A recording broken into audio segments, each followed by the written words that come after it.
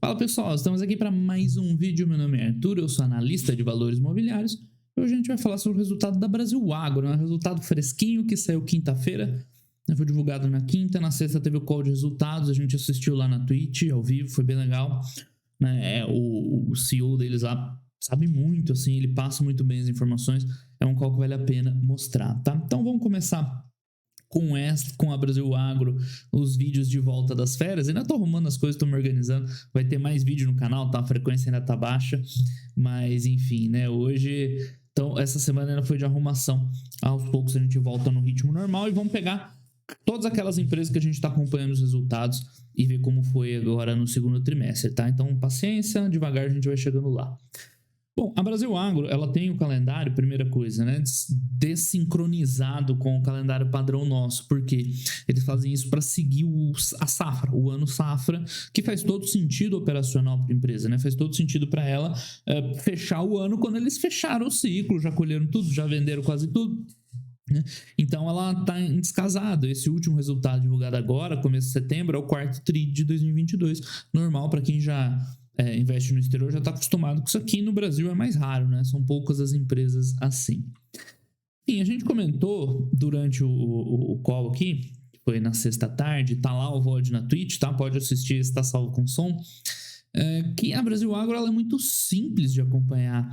Porque você já tem meio que a previsão de quase tudo que vai acontecer durante o ano safra e tal. Então você sabe com muita antecedência a maior parte dos parâmetros que te leva, né, a entender bem o resultado. Então, olhando para trás, esse ano safra 2021-2022, cara, basicamente não teve nenhuma grande novidade. A gente meio que já estava sabendo de quase tudo. Tem uma leve atualização ali do que aconteceu mais pro final do período de cultura. Teve ali umas questões lá da chuva no safrinha, que isso você só sabe no final, mas a maior parte a gente já sabia, tá? Então o resultado dela recorde, isso para quem não viu ainda, já antecipando, recorde em todos os sentidos. Aqui a gente tem que lembrar de uma coisa importante, tá? Modelo de negócio da Brasil Agro, principal, tá? O principal, qual que é? Comprar terra virgem, terra, né, bem crua, fazer uma transformação para uma terra produtiva de culturas, principalmente soja, mas agora a cana está crescendo, eles falaram que querem crescer outras também. Tá? Então, esse é o foco principal da Brasil Agro. Enquanto ela faz essa transformação, eles vão tocando as culturas, que é soja, milho, cana, gado, pecuária, que é uma cultura de transformação. Então, ela trabalha em paralelo com o que ela está plantando, colhendo, e no caso de pecuária, com a transformação de terra, tá? Mas o principal, o bare bone, é esse, tá? É a transformação de terra. Tem que entender isso para entender a empresa, ok? Então, nesse ano, veio um show de resultado nos dois lados, tá? Tanto na venda de terras quanto na cultura. A cultura, o que acontece? Tem resultado todo ano, tem safra todo ano. Claro, vai ser melhor ou pior dependendo das condições, né, da safra, climáticas e do preço dos produtos vendidos. Soja, milho, cana, certo? Mas é mais ou menos regular, é cíclico nessa realidade mais regular. O das vendas de fazenda, esse é todo irregular, tá? Por quê? Porque a empresa não vende fazenda todo trimestre. Então, quando ela vende, bum, vem um resultado grande. Ah, esse é um resultado não recorrente? Depende de como você interpreta.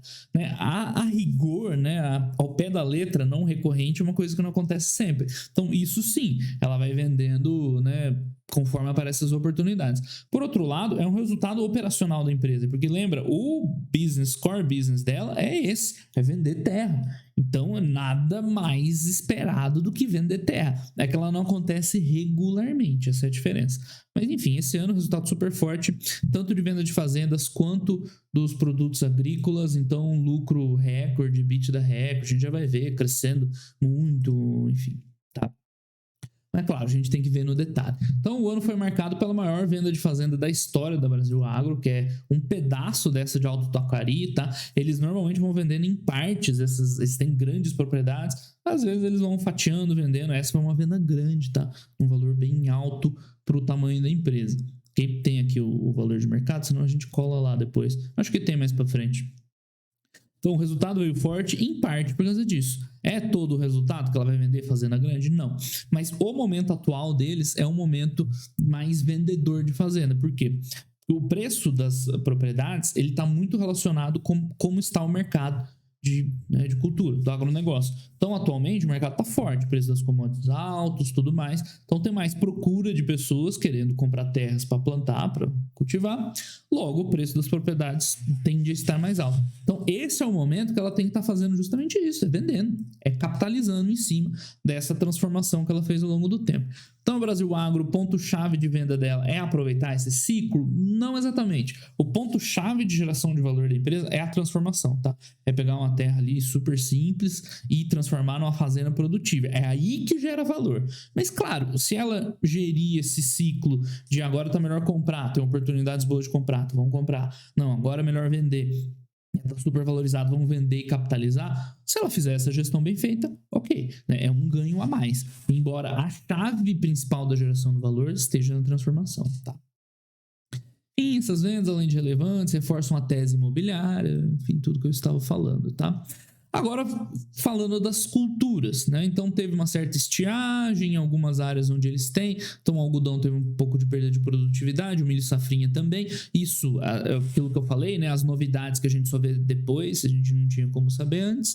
Apesar disso, tá? O EBITDA de cultivo das operações também foi um EBITDA de destaque. Ou seja, esse ano foi perfeito. Vendeu fazenda bem, com TIR alta, com retorno alto e ganhou muito dinheiro plantando e vendendo culturas, tá? Excepcional.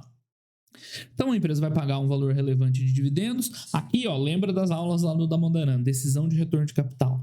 Ah, mas a empresa não podia pegar esse dinheiro, comprar mais fazenda para crescer? Ok, mas lembra do momento que a gente está vivendo, é um momento de preços altos. Então agora ela é vendedora de fazenda. Então não tem muito o que ela fazer com o dinheiro, porque ela está capitalizada, a gente já vai ver lá, ela tem mais dinheiro que dívida. Ela tem muitos recebíveis para entrar dessas vendas de fazenda nos próximos anos e ela não está no momento comprador, porque o momento agora é mais de vender. Então, ela não tem tanto uso para esse caixa, tanto como rentabilizar o acionista reinvestir no caixa. O que ela faz? Né? Reforça a distribuição de dividendos. Perfeita a decisão da empresa aqui. É o momento dela aumentar a distribuição de dividendos e é isso que ela fez, ou melhor, né, propôs, mas isso aí vai rolar, tá? SG, blá, blá, blá, blá, blá, blá. Então, agora falando do futuro, lembra que eu falei Brasil Agro é muito fácil de entender, porque a gente já sabe mais ou menos o que vai acontecer no ano que vem. Claro, pode ter surpresas, mas a gente já sabe mais ou menos. Então, a safra 22-23, que essa vai começar agora, eles vão começar a plantar nesse trimestre, a gente já vai ter notícias no próximo resultado, né? Começou desafiado pela questão da guerra, pelos preços dos insumos altos, porque o que aconteceu? Como o preço das commodities está alto, o resto acompanha. Só que no ano passado, ela pagou barato, né? Mais ou menos barato pelos insumos e vendeu num preço alto. Então, foi uma margem muito boa. Esse ano, ela tem tudo para vender em preços bons, só que o custo também vai subir. Então, esse ano a gente espera uma redução de rentabilidade da empresa pelo aumento nos preços dos insumos. Mas ainda assim, deve vir bom, tá? Eu vou mostrar mais para frente para vocês. Então, a empresa também faz essa gestão de negociar as compras de insumos conforme está o mercado. Falando, agora está um momento favorável, já compra, estoca aí para um uso adiante. Esse ano ela fez o contrário. O preço dos insumos estava lá em cima no começo do ano, ela sempre compra antecipado, ela segurou um pouco para comprar agora, tem um pouco para comprar ainda quando os preços estão cedendo. Então ela ganha mais um pouquinho de dinheiro nessa gestão, né, do momento certo de comprar fertilizante, semente e tudo mais, tá? Ela fez aí um bom... ela não correu o risco de ficar sem, né? Ela já adiantou uma parte da compra, mas ela deixou uma parte em aberta para capturar um preço melhor, tá? Mesmo com esse cenário, as margens continuam acima da média histórica. Então, o que dá para entender é que o próximo ano vai ter margens mais apertadas, pelo menos nos custos, mas ainda muito boas, ou seja, vai ser rentável. Provavelmente não vai ser tão rentável igual esse ano, mas vai ser forte. A gente já vai ver área e tudo mais, enfim, ESG. Então, assim, a gente já tem uma boa noção do ano que vem. Nós vamos ver agora a área prevista, né, os cálculos de áreas, produção estimada, né? Dá para entender muito bem o que vai acontecer com a empresa no futuro. Enquanto isso, os números no ano foram fantásticos, né? Dobrou a receita, dobrou o EBITDA, lucro subiu pra caramba também, só não subiu mais porque a empresa pagou mais imposto, mas enfim, cresceu o lucro, vai distribuir dividendo. Esse quadrinho da RE não tem o que falar, é perfeito esse ano, como a gente esperava, tá? Isso aí a gente já esperava um ano atrás, a empresa ia plantar uma área recorde, o clima era bom, a margem entre o preço de venda e o preço de custo era boa, ou seja, veio tudo que se esperava, né? Fantástico, o lucro cresceu 60%, e o operacional, né, que é as culturas, também cresceu aqui um EBITDA de 60%, ou seja, foi bom para as culturas, e com a venda das fazendas, que esse valor foi melhor ainda, por isso que foi esse destaque aí sensacional, tá?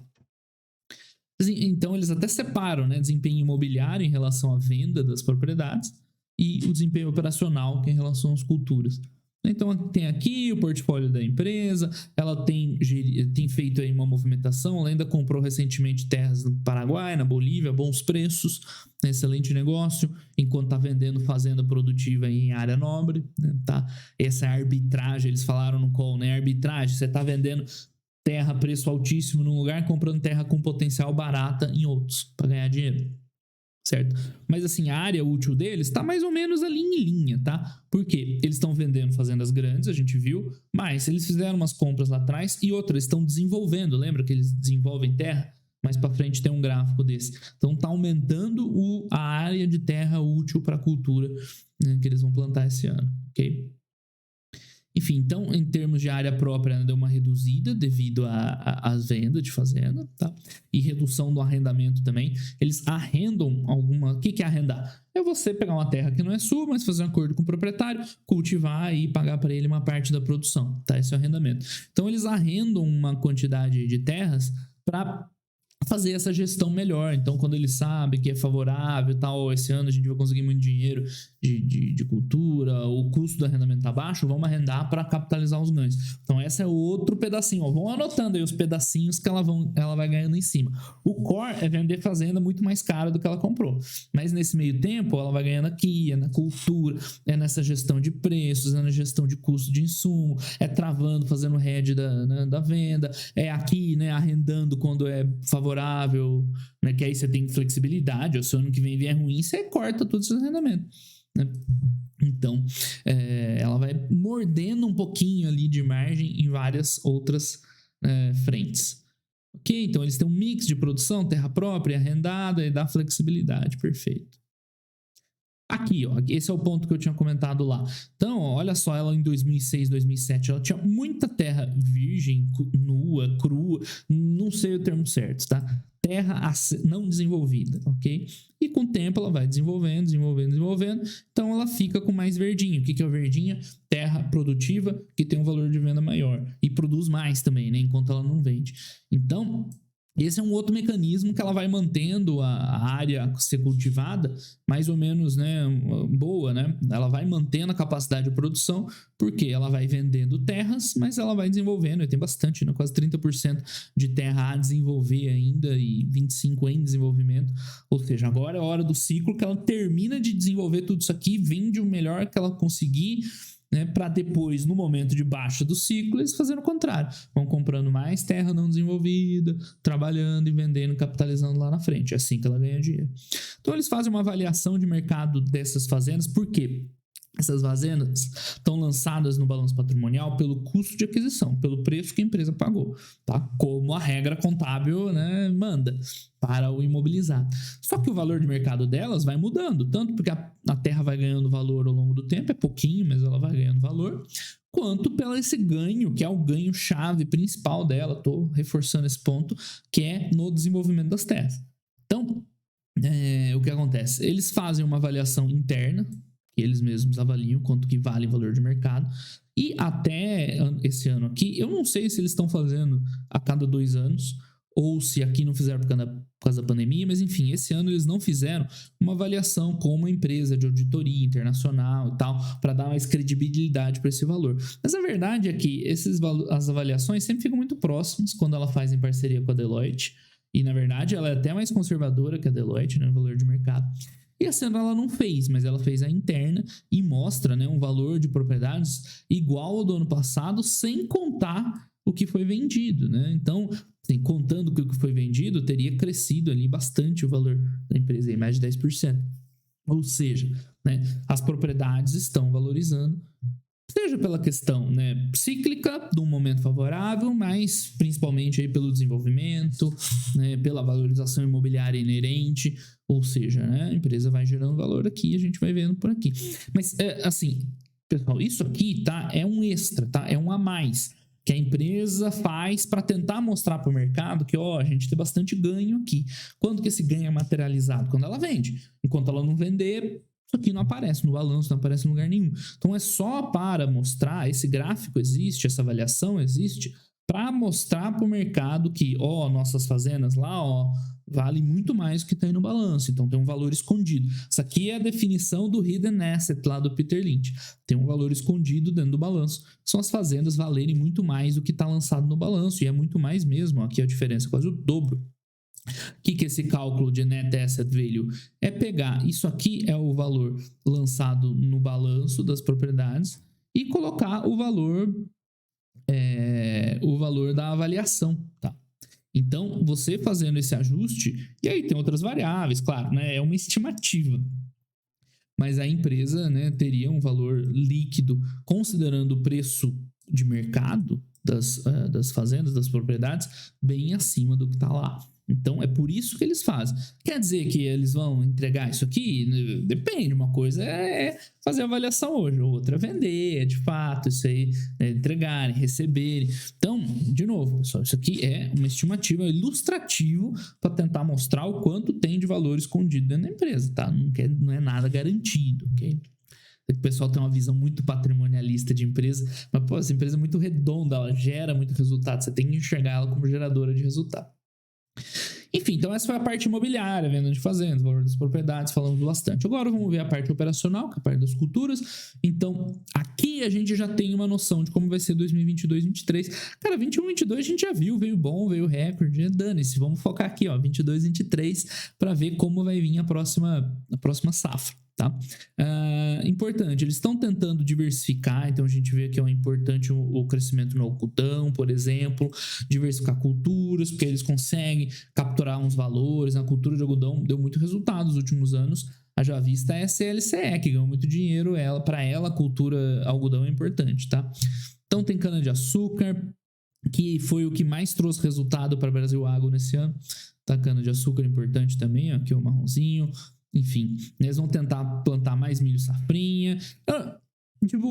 Diversificar as culturas é importante. Mas enfim, o que é mais relevante aqui pra gente? A área plantada vai aumentar em relação ao ano passado. Então, excelente. Esse é o primeiro fator que nos traz resultado, né? Quanto maior a área que você for plantar, maior o seu potencial de ter mais resultado, ok? De onde vem isso aqui? Desenvolvimento de terra. Umas compras, acho que as Bolívia e Paraguai, não sei o quanto contribuiu aqui, menos a venda de fazendas, que saiu, tá? Então, eles conseguem manter um balanço, assim, bem favorável, né? Tem mais o arrendamento ainda, né? Fora o balanço do arrendamento. Então, a área de produção vai crescer um pouquinho em relação ao ano passado, já está excelente, considerando que ela fez uma venda grande de fazenda esse ano, tá? Então, aqui a área em produção, dividida pela área própria e área arrendada, tá?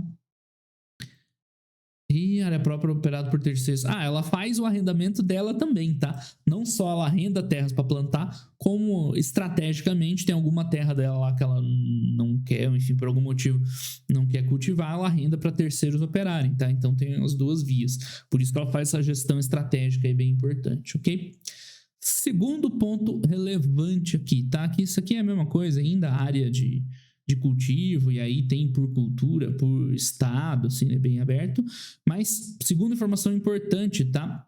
Estimativa de produção. Então, aqui a gente está indo além. Não estamos falando só de área cultivada. A estimativa de colheita, porque a empresa, né, tem uma noção da produtividade, tem uma expectativa de fatores climáticos e tal. Então, ela estima a produção. No ano passado, ela tinha estimado a produção quase 400 mil toneladas, tá? Que entra tudo num bololô, ok? E eles realizaram um pouquinho abaixo, uns 10% abaixo, porque teve alguns probleminhas que a gente viu ali, de seca, de não sei o que, evento climático, veio um pouquinho abaixo. Mas assim, 10% não é nada demais, tá? Para esse ano, o estimado, tá? Ele é um pouco abaixo do estimado do ano passado, mas é maior do que o realizado no passado, ou seja, na estimativa de crescer 10% a produção.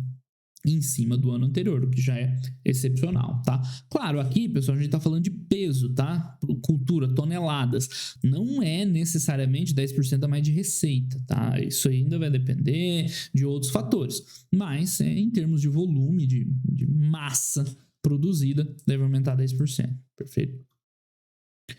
Não, que os dados de produtividade e tal, de cada cultura, em cada local e tudo mais, depois dá para ver com detalhe. Não vou falar tanto, porque senão o vídeo fica gigantesco, né? Pecuária, só fazendo parênteses, tá? É uma cultura acessória para eles, porque não é uma cultura, né? Mas é uma criação acessória porque ela faz parte daquele processo de transformação. Então você pega a área virgem, a primeira coisa que você faz, uma das primeiras, é transformar em pastagem, tá? E aí você usa essa pastagem para o gado, né? Ele vai ajudar a transformar aquilo um dia numa área cultivada e nesse meio tempo ela ganha dinheiro com pecuária, tá? Então é algo misto ali. A empresa ganha um troco, mas não é o foco dela, tá? O foco dela é usar essa pecuária, essas pastagens para transformar terra não desenvolvida em terra produtiva. Mas enfim, voltando, agora a gente vai falar de números, e como eu disse, os números nem tem muito o que dizer, né? O EBITDA ajustado, importante ver o ajustado para ela, por quê? Porque aqui a gente tem a variação do ativo biológico, já falei disso aqui nas empresas lá de madeira, de celulose, né? Que é um item contábil que você contabiliza, né? A incorporação de valor nas culturas. Então, importante olhar o ajustado dela aqui, e foi um banho em relação ao ano passado, né? 100% acima. Olhar trimestre a trimestre para ela também não é tão útil, porque você pode ter um descasamento entre o período que ela de fato vendeu. E foi o que aconteceu esse ano. Porque o pessoal, tipo assim, colhe tudo. A empresa tem uma capacidade de armazenamento. Então você pode colher e já vender tudo, já contabilizar o resultado. Mas você pode ir segurando e vendendo aos poucos, esperando aí um preço um pouco melhor. É mais uma daquelas gestõezinhas que ela faz para tentar ganhar um pouquinho mais de dinheiro. Então, se você comparar um TRI em cima de outro TRI, a chance de dar uma escorregada é muito grande, né? Por isso que você vê aqui, né, a diferença foi muito grande de um para o outro, se bem que aqui ainda tem venda de fazenda, né? Talvez. Ou seja, comparar trimestre a trimestre, as bases de comparações geralmente não são as mesmas, tá? Comparar ano contra ano já é bem melhor, mas ainda assim pode escorregar um pouco, tá? Então, parte desse resultado muito forte nesse ano foi um pouco por causa disso, tá? Esse ano eles já anteciparam, já venderam quase tudo, enquanto que ano passado eles seguraram um pouco para venda. Então, nos próximos trimestres, é bem possível que o resultado da Brasil Agro venha um pouco abaixo. Por quê? Porque ela está piorando? Não, é porque no próximo primeiro, segundo TRI de 2023, ela vai ter muito pouco remanescente para vender, enquanto que no primeiro, segundo TRI de 2022, ela tinha um pouquinho da safra anterior para vender, né? Ela esperou um pouquinho para vender. Então, pessoal, a gente já sabe o que vai acontecer no primeiro, segundo TRI próximo, não desesperem se vier um EBITDA um pouco abaixo, tá? É absolutamente normal. E vai acontecer, anota aí, nos próximos resultados vai vir gente falando, o resultado vai pior, pô, o que aconteceu? Vai acontecer. Vem tudo de falta de entender um pouco melhor a empresa. Enfim, aqui ela separa só das operações. Aqui a gente consegue, né, ver o quanto foi forte mesmo o resultado das operações. Muito positivo. DRE completa, aqui contando com as vendas de fazenda e resultados por cultura, na verdade receita por cultura. A gente vê que a soja, né, é o principal carro-chefe de receita, mas a cana-de-açúcar, tá, tem uma rentabilidade muito forte. A cana-de-açúcar está representando cada vez mais resultado para a empresa. Aqui não aparece tanto porque a safra da cana é um pouquinho diferente, um pouquinho descasada. Então, olhando no ano fechado, ó, né, aí eu já a representatividade, bom, não é tão diferente assim. Mas a rentabilidade da cana ela é muito forte, tá? E aí você vê, a pecuária é pequeno, feijão é pequeno, o negócio é soja principalmente, cana em segundo lugar. O milho, ele tem mais a questão do safrinha, quando dá para encaixar o safrinha ou não, ele tem uma volatilidade maior, mas o milho, quando encaixa, é bom. E o que ela tá querendo crescer mais, porque tá muito atrativo, é o algodão. E o algodão tem um ciclo um pouco diferente, ele acompanha mais os ciclos econômicos, porque o algodão é matéria-prima para roupa, né, para vestuário, que aí compete com as roupas sintéticas que vêm do petróleo. Então tem um ciclo meio diferentão e talvez case bem com as outras culturas e dê um pouco mais de resiliência, né? Já que isso aqui é commodity alimentar pura, né? Então, veremos. É interessante para ela. Resultado de venda de fazenda a gente já viu, né? Vendeu bem aí e tal, né? O valor da venda e o custo que ela tinha lá era ridículo, perto do que ela vendeu.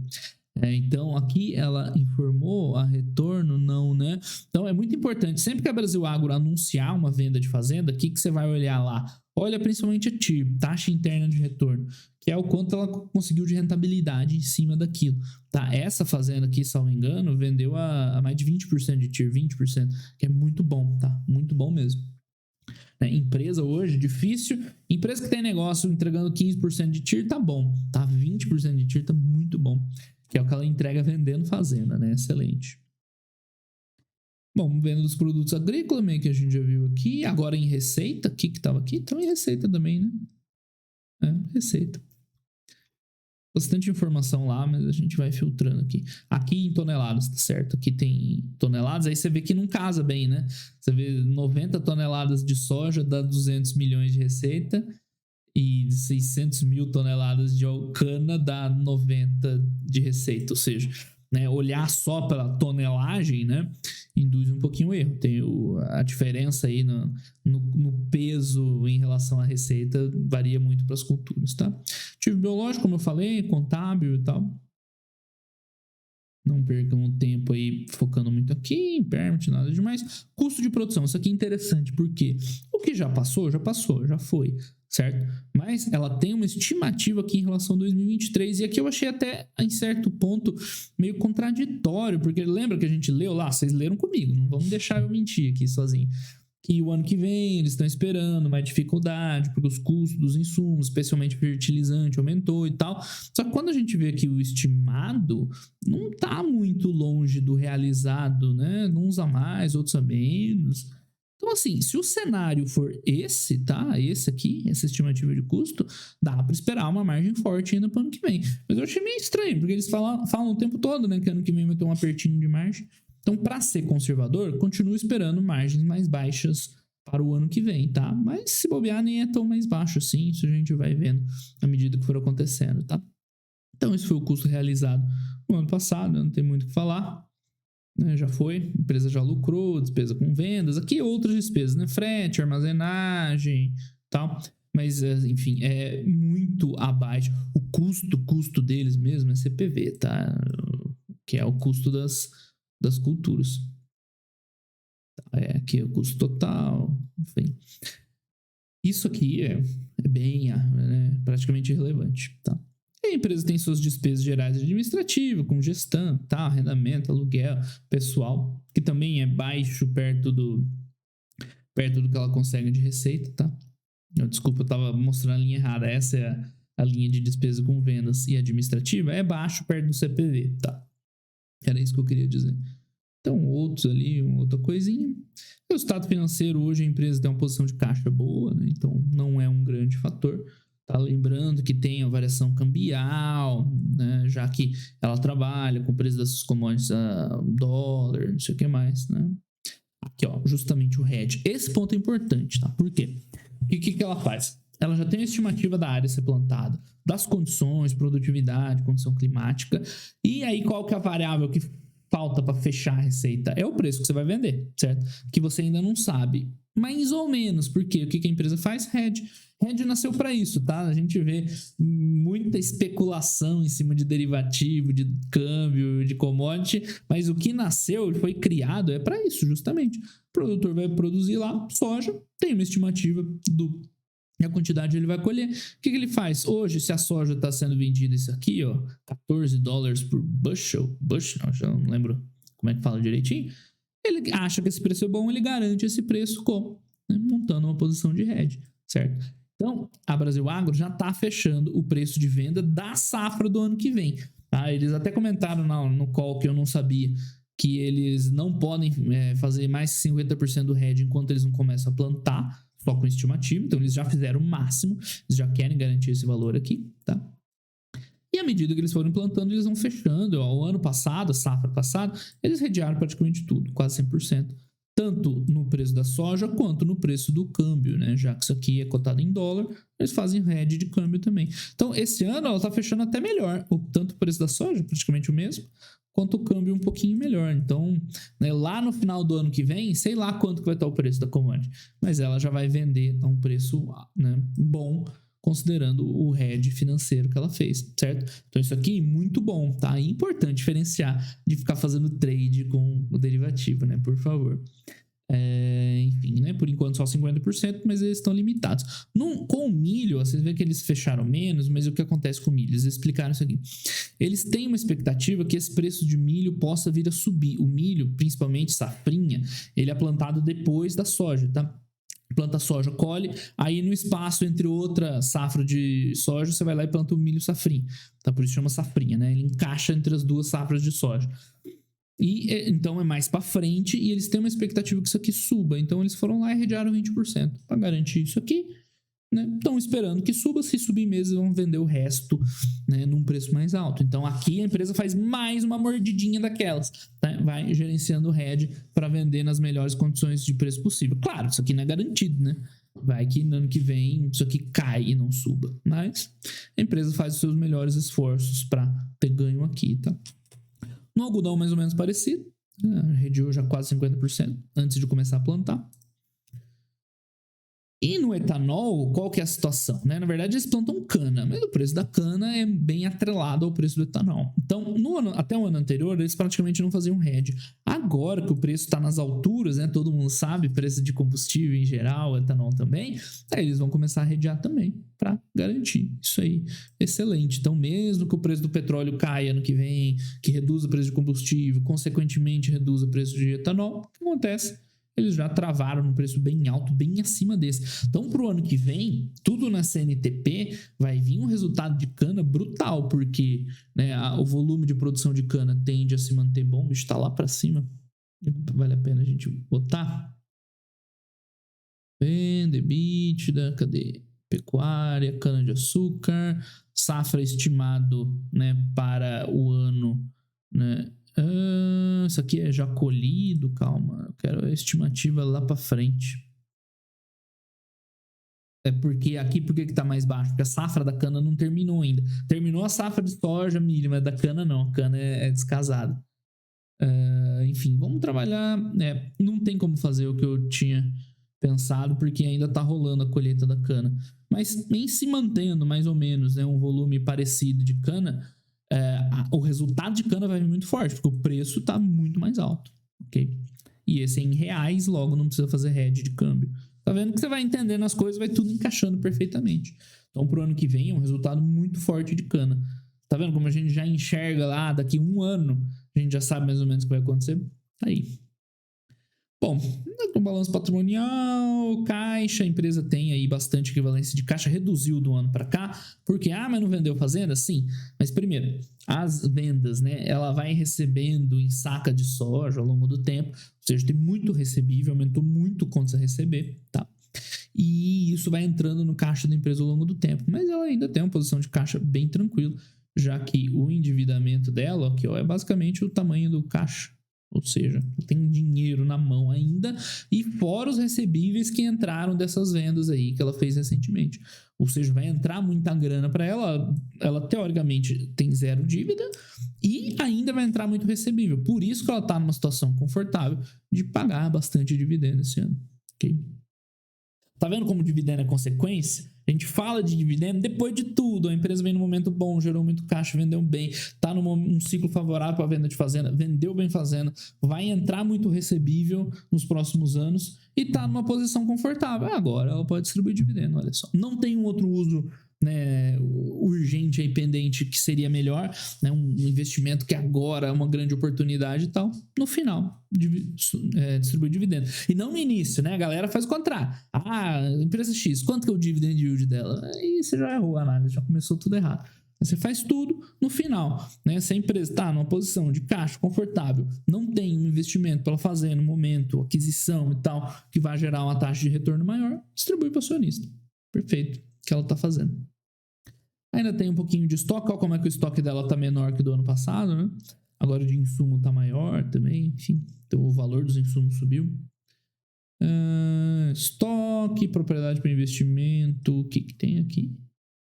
O release deles é meio arrastado, né? Eles falam a mesma coisa várias vezes. Mas é bem explicadinho, não dá para reclamar. Depreciação, CAPEX. Ela tem um certo gasto de CAPEX, assim, tirando a aquisição de terras, né, são os custos com esse desenvolvimento. Você vai ter que fazer uma infraestruturazinha lá, às vezes irrigação e não sei o quê. Mas, em geral, tá, não é um CAPEX grande, pelo menos não agora, no momento que ela não está assim, comprando muitas fazendas para o desenvolvimento. SG, mercado de capitais e... aqui tem, né? Não tem o valor de mercado. A única coisa que nos interessa aqui é o valor de mercado. Não tem. Se vocês quiserem, a gente abre aqui rapidinho, só para ter uma noção. Vamos lá, Brasil Agro.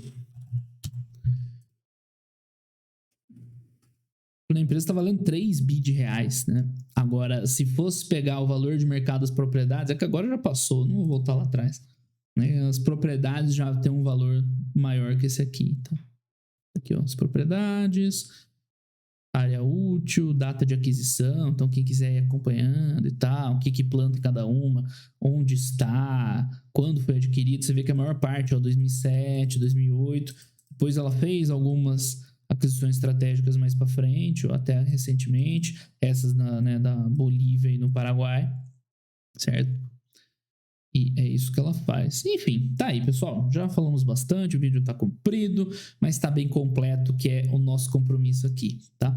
Brasil Agro. Comentei na live do call, né?